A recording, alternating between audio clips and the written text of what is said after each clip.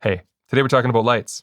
5 lights to be precise, all from the Amaran Halo series. We've got the 60, the 100, the 200, the 300, and the 600. Now, for disclosure, if you watched any of my Amaran videos in the last year, I keep saying I'm an Amaran ambassador. They've sponsored my studio tour series. We have an ongoing financial relationship. So these are not objective reviews. This is more of a show and tell on these new lights.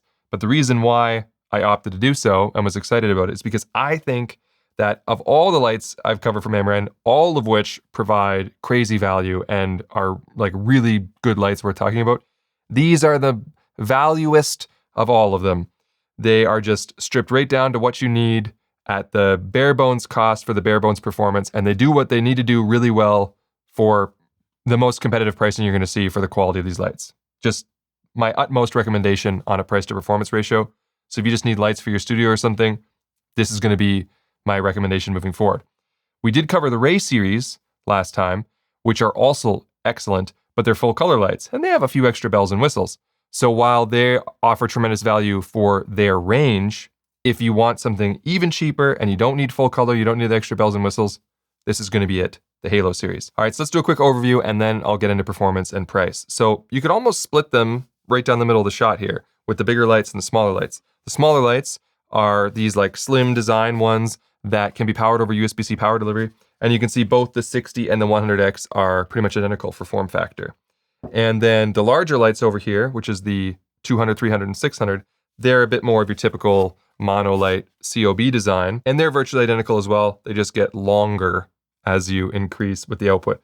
But interface and everything are the same, and functionality and features, and that's all the same. But when it comes to interface, as I'll show you in a minute, it's the same across all 5. And it's actually been the same across the last like 3, 4, 5 series of lights from Amaran, which I really appreciate. That if you're jumping from one of their portable lights to one of their bigger lights to one from a different series, you're not going to get lost in the interface.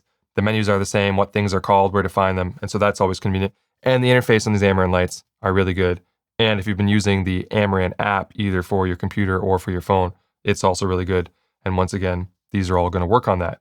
One note about connectivity, right beside the USB-C port for power delivery, there is one with a locking connector, and that is for this DMX dongle here, which is the same one that I talked about in the Ray video, and it provides DMX support for all 5 of these lights actually. Where on the larger lights, they just use mains power, so they still have the USB port, but in this case, it's only for DMX. But it's good that all 5 of these lights can use DMX if that's something that you're into. I mentioned that both the 60 and 100 were the same. There is one part where they're different. On the 100, so on the 60, as I showed you, there's 2 USB-C ports, one for DMX, one for power delivery.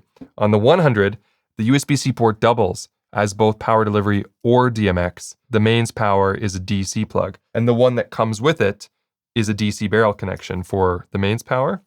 But if you wanted to connect it to a peak or your own battery bank, then you would use the DMX USB port. You can kind of see on it, it says PD/DMX, where on the 60, they're separate. One says DMX and one says PD. Now on the smaller lights, the 60 and the 100, it comes with a locking quarter 20 on the bottom, which you can use with the included adapter that goes from that locking thread to, you know, your classic little light stand baby pin thing on the bottom.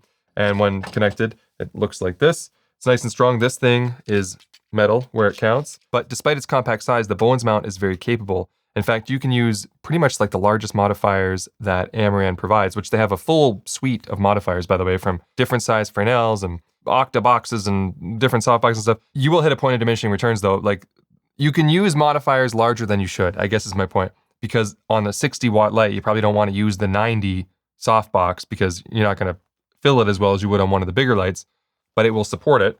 I have an Octadome 60 here to give like a little demo. This isn't a huge modifier, but by the way, these, as you just saw, these Amaran modifiers are so sweet how quickly they set up. There's just this little blue tab here. You just pull on it and just pops in place. All right, so here's just a little demonstration. I've got the Octadome 60 on there on the smaller light. And if I hold the light and push on the modifier, you can see, hopefully from the tight shot there, that there's not much give or flex. It's very, like, it's very secure on there. And it's erect, you know, there's no sagging. And then I take it off, pretty simple, press the button on the side, comes right off. Easy breezy. Now let's talk a little bit about the interface. Like I said, this interface has been the same over the last few series of lights, so if you've been comfortable with it, it'll be the same here. And if you're new to it, it's very intuitive and easy to use, which I like a lot. As you can see, this is just a bicolor light. So we basically just have two primary controls, one for intensity and one for color. If I can offer a bit of criticism though, and I already told this to Amaran, my muscle memory wants me to use the top knob for brightness, but that always switches it over to color temperature, which by the way can range from 2700 up to 6500, but the bottom knob is intensity. Both the knobs are nice. They're precise down to single percentages. If we press the back button, then it brings us into the menu, and then we have effects, Bluetooth for connecting to the app, studio mode, which I like in case you don't know what that is. On and off means that whether or not power, when you resume power to the light, whether it turns on or not. So one mode allows it where you can plug the light in and nothing happens until you turn it on. And another mode allows it where as soon as you plug it in, it resumes where you left off. This is advantageous if you want to do a studio setup like mine, where you just sort of flick on a master switch and then all your lights turn back on without needing to go and turn them on independently. I like having the two options there. Language settings, DMX, like we talked about for that adapter. And then I think fan mode is the last one, right? Yeah, and then version, obviously. So for fan mode, smart and silent. We do want to talk about fan noise because all 5 of these lights are probably the quietest lights I've heard in each of their respective powers and classes. Just, you know what? Why don't we do it right now? So right now it's on smart. First, I want to show you the silent mode, and then we'll make the fan make as much noise as it makes. What I like about silent mode is when you switch to it, now when you turn up the intensity, it will stop. As you can see, it won't go any higher. Then the brightest mode that it can be at while still being silent. This is preferred over the older method that other lights used to use, where they would have 2 separate scales, the regular scale and the silent scale. Both could go to 100%, but 100% on silent might only equate to 10% of regular power. On this one, there's no equating, it's just 15%. So your silent mode is 15%. If you turned off silent mode and you set it at 15%, it would still be the same, but now you can go all the way up to 100 without silent mode. It's more intuitive, and I prefer it this way. So if we go back, and then go back to the fan mode again and set it to smart. Smart will just only run the fan when it needs to and at whatever speed it needs to. But now if we jack the power all the way up to 100% and we'll wait until the fan starts spinning, then I'll let you hear what it sounds like. It is crazy quiet, but this is a baseline without the fan running. But while we're waiting for that light to warm up, let's talk a little bit about power delivery because both the 60 and the 100 support USB-C power delivery, and it's the more intuitive method. Some other lights in the past would have it be as a 100-watt power delivery light, but you need 140 watts power delivery. It's because the output is 100 watts, but the input is 140, and then you plug in your 100-watt thing, and it says insufficient power. The 100-watt light takes 100-watt power delivery. The 60-watt light takes, I think, 63 watts or whatever, so it's the 65-watt. Those are the standards, right? But we can test it. So here I've got the Amaran Peak, which on their other lights, you can use the Ace lock to actually deliver power. In this case, though, I would just use the USB-C cord. And of course, if you don't want to get the Amaran Peak, you can just use whatever USB brick that you want. In the bag, it also comes with its own sort of mains power USB-C option. So you have the typical part that plugs into the wall, which I would suggest is around 6 feet or 2 meters based on my wingspan there. And then the other part, which is longer than that, like, I don't know, what are we looking at here? Maybe 8 feet or something. Should probably measure that. But on this end of it, it's a right-angled USB-C connector, so you can just plug that in there and then plug it into the wall. But with this approach, you can use, battery power in a sense, which is cool if you want to go mobile with it. And if we turn this light on and we set it to 100%, the peak is reading 65 watts. Okay, this has been running for a little while at 100%. I can hear the fan because my ear is right here. If I give you just a little bit of silence, and then I'll bring the fan closer.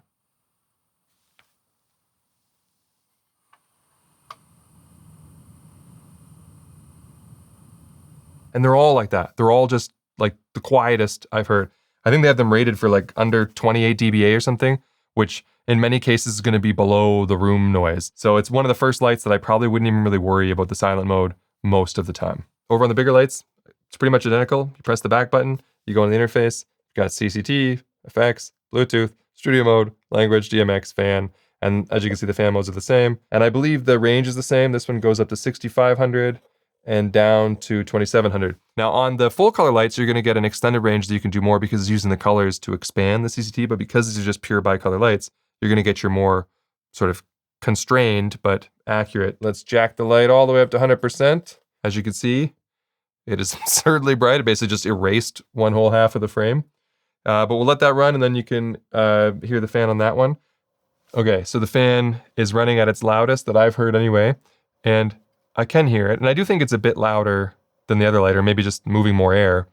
But it's still extremely quiet for a 600 watt light at 100% power. I'll stop talking so you can hear it.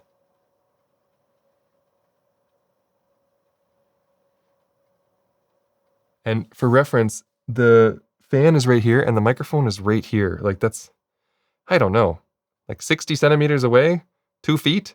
It's not even. So you're not going to have a light that close, and this is what it sounds like. Now, I did want to point out one quirk, which I think is actually a feature that is backfiring a little bit, but it's pretty minor. Just try to follow me here. So on the larger lights, when I put them into silent mode, because they don't have USB-C power delivery, they just put a tiny little symbol up in the top there that shows you that it's in silent mode. And then again, it's restricted as to how bright you can make it. But on the 100X, I think because it does both power delivery and non, that when you put it into silent mode, it gives you a warning on the screen that says the power source that you're providing is limited to 15%. And I think that error message is incorrect. I think that error message is based on if you give it insufficient power delivery. Because for example, if I plug it into a 65 watt power delivery source, which I have right here, the screen will say, we can only power it up to 65% because of the power that you're supplying. But when you put it in silent mode, I think it's pulling from the same error message and it's saying, your power is limited to 15%, not because of silent mode, but because the power you provided, when the power didn't change, I'm still on mains power. So isn't that just like a messaging thing that Amaran needs to fix in the firmware? But if you see it, don't panic, your power supply is still fine, it's in silent mode.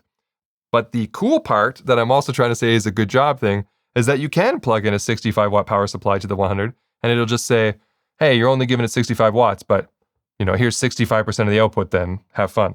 And I think that's cool. And I like the versatility there, but maybe Amaran can just fix that messaging thing for when you're in silent mode. Something else worth pointing out are the umbrella holders here. Now, this is the adapter that comes with the 60 and the 100X, which again is well made, but has an umbrella holder. But you also get them on the larger lights, as you can see on the 600X here, and the 200 and the 300 have it. And the mount on the larger lights is nice as well. This is all metal here, feels really solid. And apparently you can use it as a handle. They shaped the bottom of the mount in this way so that you can actually use it as a handle. So you can put it between your fingers, and if you need to sort of carry the light underslung like that, it's actually quite comfortable to carry. I wouldn't have thought of that on my own, but I asked Amaran, I was like, why is it shaped like that? Like it's a handle. And then I tried it, I was like, oh yeah, that's quite nice. But it's well made, it feels really, really, really strong, and there's a button here that you can press to reposition the handle, ratcheting it or whatever. Umbrella holder, it's well built for what it is. It's very, very simple, but it's well built. The chassis on the outside there is metal. It feels strong. It's really well made for the price, which I'm about to get to, which I think is going to surprise you. Oh, and I forgot to mention the power cord for the larger lights. As you can see here on the 600, just a single right-angled AC cable that runs from the light to the wall. Power supply is built in here. One light, one cord, easy. And it is 5 meters, 16.4 feet. Which I'm able to actually validate. Remember earlier when I said, it's about 2 meters on the one segment and 8 feet? Yeah, so it is. So on the 2-piece cable for the smaller lights, it is 2 meters or 6.5 feet. And then the other part is 2.5 meters or 8.2 feet. So my little wingspan measurement thing was actually pretty decent. Okay, now let's talk about performance and price. So Amaran usually sends me the photometrics ahead of time, and then I take my C800, which is hidden behind the light right there, and I validate all of them, and I'm usually within like one of what they say, if not the same. So let's do output at 1 meter bare bulb. Now I know there was some questions in the previous video because beam angle changes from series to series. I think the beam angle on these ones is a little bit wider than on the Ray series, so you won't be able to do exact apples to apples unless you were to fill it with a modifier. But Amaran does provide, so you can go to their website if you want to see, like with their light dome or with the reflector and stuff like that, if you want to see. But just for comparison's sake, this is an 85-degree beam angle, I believe. So a little bit tighter than old generation lights, but a little bit wider than the last series of Ray. But they fill their modifiers really well, is the point of it. So on the 60, so the smallest light, you're getting about 3,200 lux at 1 meter bare. On the 100, 4,900 lux at 1 meter bare. On the 200, it's 10,500, then 16,000, then 32,000. So it kind of makes sense that it goes up in a sort of linear way with the output. And all these numbers are very good for what you should expect here. I don't want to do apples and apples comparisons because again, it can be disingenuous based on the beam angle. So I don't want to say, oh, this 300 is 35% brighter than the last one. You're like, oh, the beam angle changed. Let's just say this. These lights are more efficient and more powerful as they tend to get with newer generations. So you will be getting more lux per watt per dollar than you would have on previous lights, beam angle factored in or not. They're just more efficient, which is good. And then when it comes to color quality, SSI, which is how close does it match a known source like tungsten or the sun, they're pretty much the same across the board. So 84 when it comes to tungsten and 74 when it comes to daylight. That means that these are not part of the new era of like, we've perfected the indigo and, you know, the fluorescence to make it look just like sunlight, and our SSI is much higher. These are not those. These are just good quality standard SSI lights, but they hit the upper end of what you would expect from not specifically optimizing for SSI, if that makes sense. They're just trying to make a good quality light with a regular chip at a really good price. And if you want more in-depth photometrics, again, I would really recommend checking out these products on Amaran's website because they provide like a crazy amount of detail, and I validated them all. They're all really accurate. But we're getting CRIs at 96 plus, TLCIs of 97 plus, TM30s of 102. They're very color accurate, so that's good. But let's move on to price because I think that's what tells the whole story here. So we'll start with the smallest, work our way up. So the 60 starts at 119 US dollars. The 100 is 169, so only $50 more for, again, a really good, nice, compact, power delivery capable light with DMX. The 200 though is 249, so it's only $80 more and only really twice the price of the 60. But the 300 is $299, so now it's like $1 a watt, which I don't think I've really ever seen before in lights like this. $299 for the 300 watt light. And then the 600 watt light is only $469. Can you think of another like metal, well-built, well-featured DMX app, all that stuff, 600 watt light for $469? Like, that is crazy. And I know there's a lot of people out there that are either using lights for their studio or their podcast, and they just want a good quality bicolor light that, you know, is well made, easy to set up, and that isn't going to break the bank. And that's these lights. And because they're on the same, you know, now with this sort of Amaran ecosystem they've built, you can mix and match them well with the Ray series, and you can use the same modifiers, and they've got their portable lights and everything. It's a really fleshed out system now. But I think the part that they were missing was that bare bones, great value, solid bicolor light at a really good price. And now we have them, and we have them all the way from 60 watts up to 600 watts. So good job, Amaran. This is a pretty exciting launch. Thanks to everyone for watching this video. I hope it was helpful. I think that's all I have to say about these lights for now. I'll catch you in the next one. All right. That's quite nice.